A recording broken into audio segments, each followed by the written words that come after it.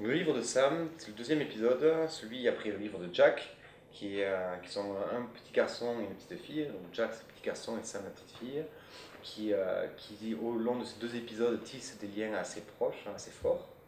C'est un peu d'ailleurs justement le point culminant, enfin Ouais, c'est l'aspect intéressant de l'aspect la série, intéressant hein. de la série. Quoi. En fait, le fond de la série, c'est que dans le premier épisode, Jack dérobe un livre dans un manoir un peu mystérieux pour prouver sa bravoure. Et il s'aperçoit rapidement que ce livre, en fait, est un livre qui écrit la vie de Jack au fur et à mesure qu'elle se déroule. Et moi, j'ai pas trop accroché au scénario de base. Enfin, a priori, pourquoi pas, mais c'est pas assez exploité, c'est un peu trop prédictible, et enfin, c'est un peu trop linéaire sur cet aspect-là. Et dans le deuxième épisode avec Sam, ce thème-là revient, et c'est un peu pareil, on a un élément nouveau qui est qu'il y a des gens qui ont des livres spéciaux dans lesquels rien ne s'écrit, ce qui est le cas donc, de Sam, et ils découvrent un groupe de petits-enfants, mais on ne sait pas trop s'ils sont vraiment Qui sont les gentils. gardiens des, qui sont les gardiens des livres. Ouais, qui sont les gardiens des livres, et on ne sait pas trop s'ils sont vraiment gentils, s'ils sont méchants, s'ils font en avoir peur. C'est vrai qu'on comprend pas trop non plus pourquoi Sam, en fait, elle essaye de leur échapper.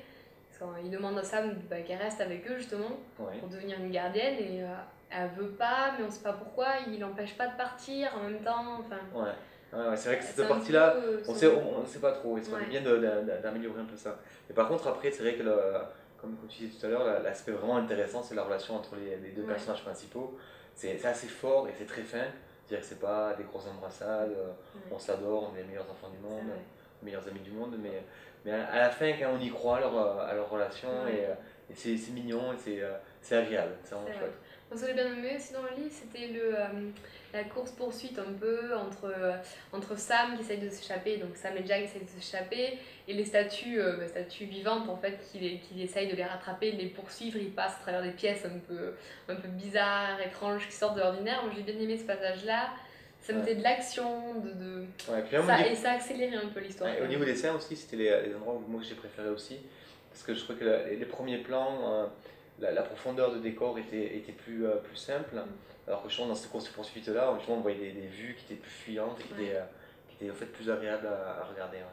Par contre, au niveau couleur, je trouve que ça donne un effet très agréable à regarder. Ouais, c'était sobre mais agréable. Ouais. Il y avait pas de, ça semblait pas inutile, ça semblait approprié. Donc c'était bien quand même. Ouais.